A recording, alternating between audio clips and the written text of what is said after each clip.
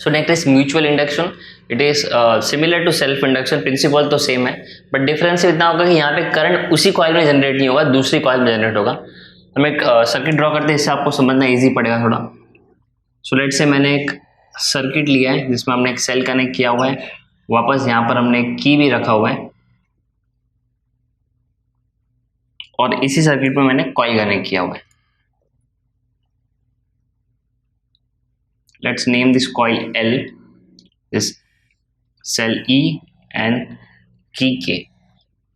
Now ये हमने already देखा हुआ है. अब एक चीज अलग क्या है इसमें कि apart from this circuit we also have one more circuit which also has a coil connected to it,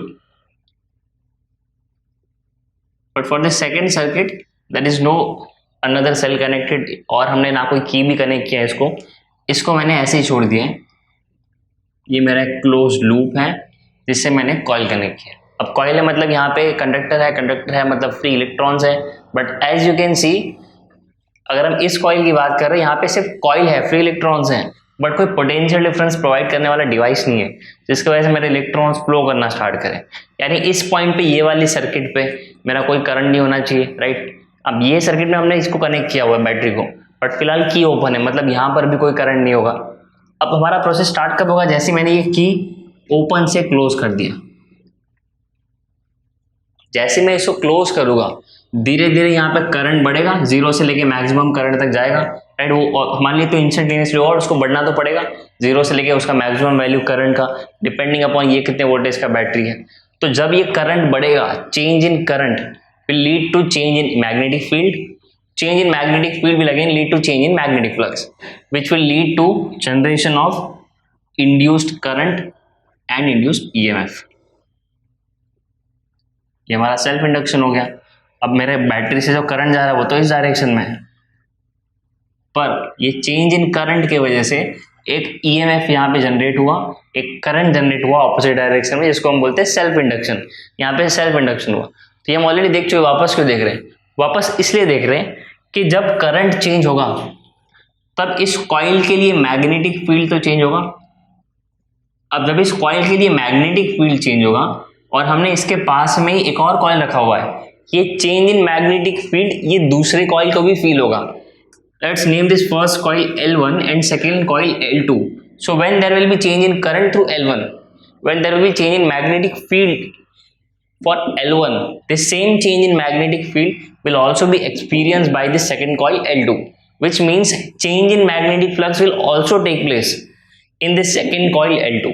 And as we all know, when there is change in magnetic flux, it leads to generation of EMF within the coil, which means अगर यहाँ पे change in magnetic flux हुआ, फिर भले वो दूसरी coil के वजह से क्यों ना हो, तो इसके अंदर भी एक EMF जनरेट होगा और इसके अंदर भी एक करंट जनरेट होगा. नाउ इस केस में हमने इसके अंदर कोई बैटरी नहीं रखा, बैटरी तो दूसरे कॉइल में है, करंट जो फ्लो हो रहा है वो भी दूसरे कॉइल में है, चेंज इन मैग्नेटिक फ्लक्स इस मैग्नेटिक फील्ड की वजह से हो रहा है वो भी दूसरा कॉइल का है. तो इस केस में जो आपका इंडक्शन जनरेट हो रहा है, इंड्यूस करंट जो आपको मिल रहा है वो इसका खुद का नहीं है, किसी और का है. यानी इसके चेंज इन मैग्नेटिक फ्लक्स की वजह से इसको ही मैग्नेटिक फ्लक्स फील हो रहा है, जिसके वजह से इंड्यूस करंट जनरेट हो रहा है. इसलिए हम इसको बोलते हैं म्यूचुअल इंडक्शन. यानी इसमें तो करंट जनरेट होगा ही, इसमें तो इंडक्शन होगा ही. Self induction will also take place in this case, but apart from that we will also observe induction is the neighbouring coil. So इसलिए हम इसको कहते हैं म्यूचुअल इंडक्शन. इसमें डिफरेंस सिर्फ इतना रहेगा कि यहाँ से आपका करंट, आपका सेल यहाँ पे कनेक्ट किया हुआ है, तो इसलिए इसको हम बोलेंगे प्राइमरी कॉइल. और जस्ट चेक करने के लिए कि यहाँ पे करंट जनरेट हो रहा है कि नहीं, हम चाहे तो यहाँ पे कोई एक डिवाइस भी कनेक्ट कर सकते हैं जो करंट को रीड करे, जैसे कि एमीटर या गैल्वेनोमीटर. मैं यहाँ पे गैल्वेनोमीटर कनेक्ट कर रहा हूँ. So deflection of galvanometer will show us that whether the current is induced और नॉट. सो इस सेकेंड कॉइल को हम बोलेंगे सेकेंडरी कॉइल.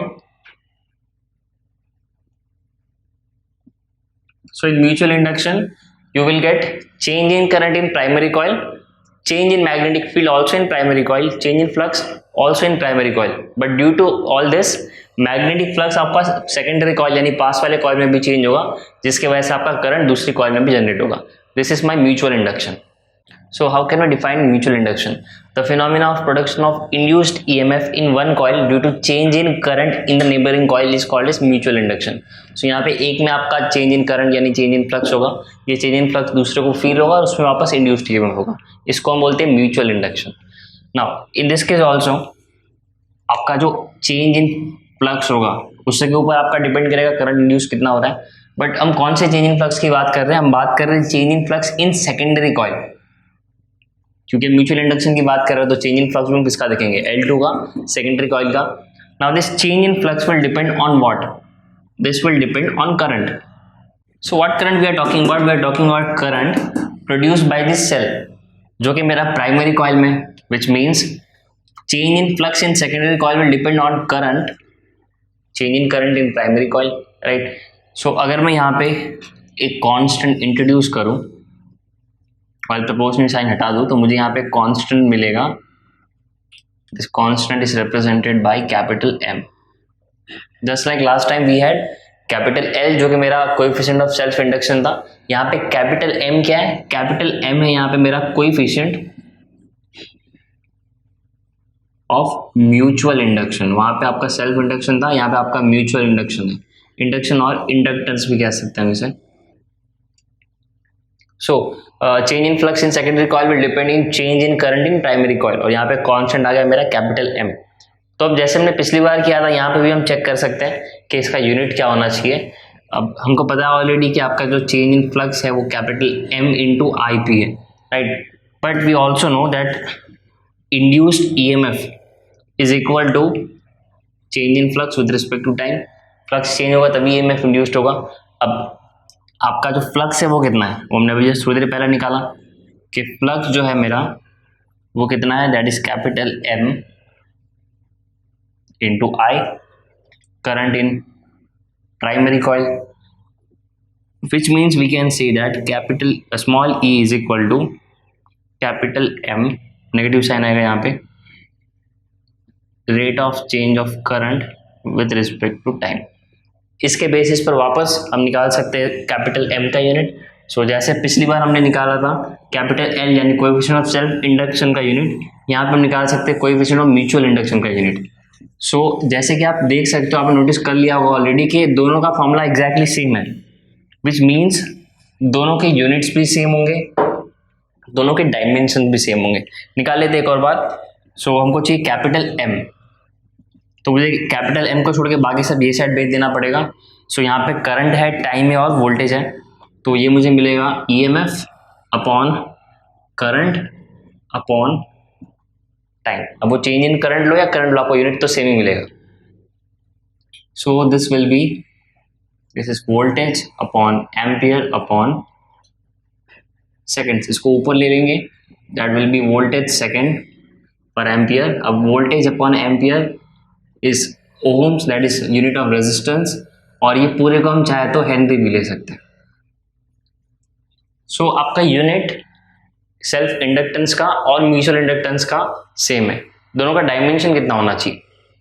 सो डायमेंशन भी आपका दोनों का सेम होगा.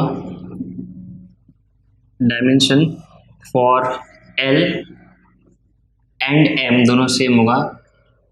That will be L2 M1 T-2 -2. Length, mass, आपका टाइम और current, so both have same dimension, same unit.